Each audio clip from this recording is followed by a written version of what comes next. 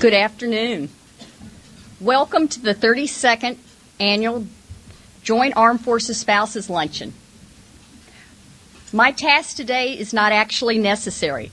I have the pleasure of introducing someone who needs no introduction. One of the signature issues of our guest speaker is supporting the military family. You, me, our children, and our spouses. In the past year, we've seen our First Lady visit with military families around the country. We know she understands the special challenges of military service, especially in a time of war. Thank you for highlighting the service and sacrifices of all military families. We really appreciate your support.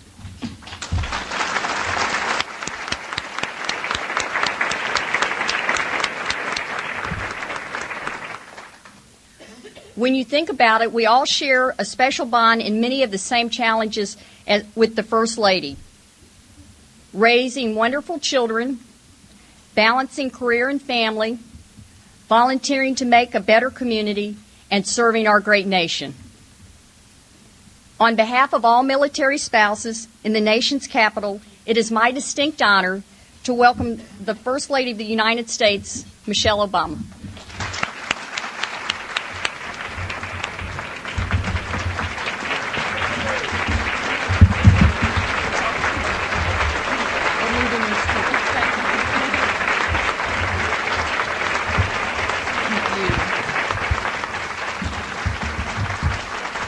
Thank you, everyone. Thank you so much. All right, everyone, take a seat and have a glass of wine. All right, because I'm going to sell you guys out. They were passing around a little glass, and I'm like, what's that? So please feel free. Don't wait till I leave when the desserts come out to get the wine. I'm really thrilled to be here. Thank you, Holly, for your kind introduction and for your support of our Air Force families and for all the work that you've done to put together this luncheon, as well as the entire committee. I know that it's hard enough to pull off something like this, but then you invite the First Lady and all my stuff. And it becomes a little bit harder, but this is absolutely wonderful. I've had a great time, and I'm just thrilled to be here. So, again, let's give Holly and the entire committee a big round of applause for all the work that they've done.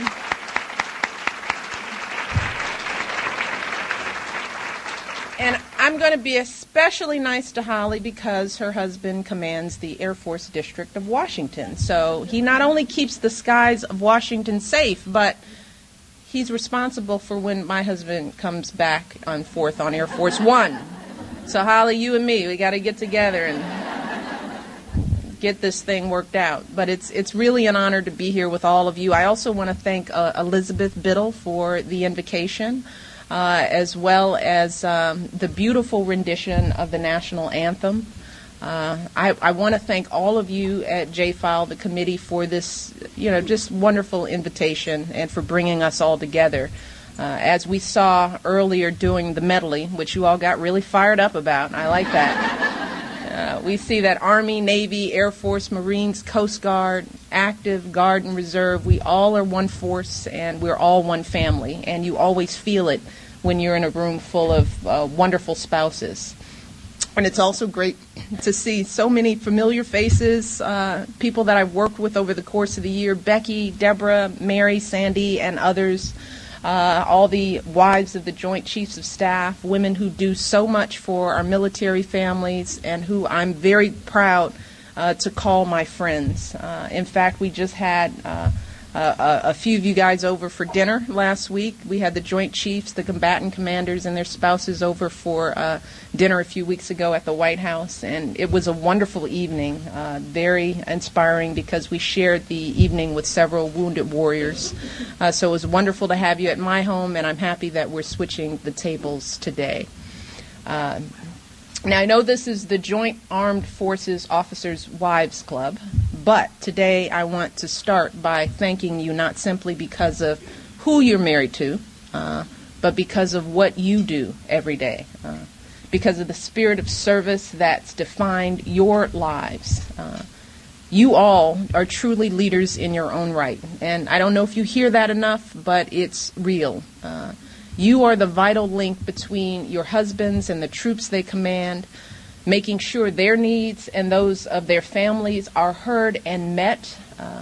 You're often that mom away from home, the person that other military wives go to for advice and support. And it's always amazing because you do all of this for other families, even as your own families serve.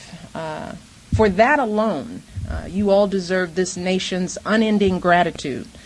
But you not only provide support to your husbands and to other families, many of you have also watched your own sons and daughters put on the uniform and go into harm's way.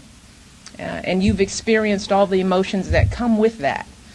All the worries, all the anxieties, but also that incredible pride. So I want to particularly thank all of the Blue Star moms who are here today, and I'd like to have you all stand.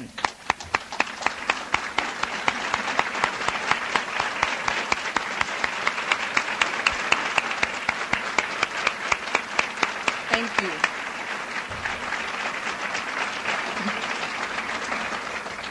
And I also want to salute another remarkable group of women who I know here today, the women who for nearly 40 years have made sure that no American is ever buried alone at Arlington National Cemetery.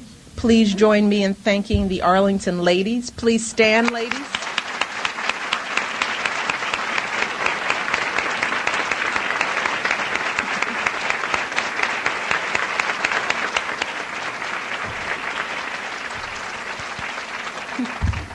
And finally, some of you not only married someone in uniform, but we sometimes don't remember that many of you also wore a uniform yourself. You volunteered, you served, you defended our freedoms. So please, would all the women who served in the armed forces please stand and be recognized.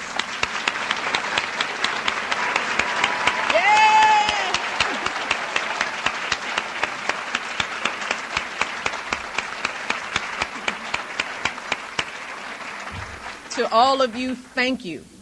Thank you for your service to this country. So the President and I, as you've heard, and our daughters, we've been in the White House for a year now.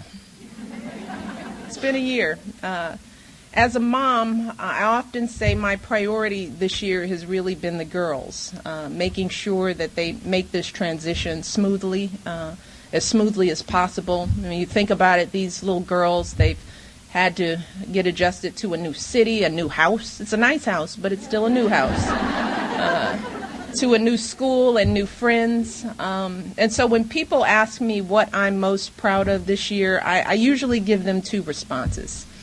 I usually say, first, as a mother, I am most proud that our two girls have made that adjustment and they built a new life here and are happy and healthy and, as I say, as normal as they could possibly be under these circumstances. I joke that I still recognize them.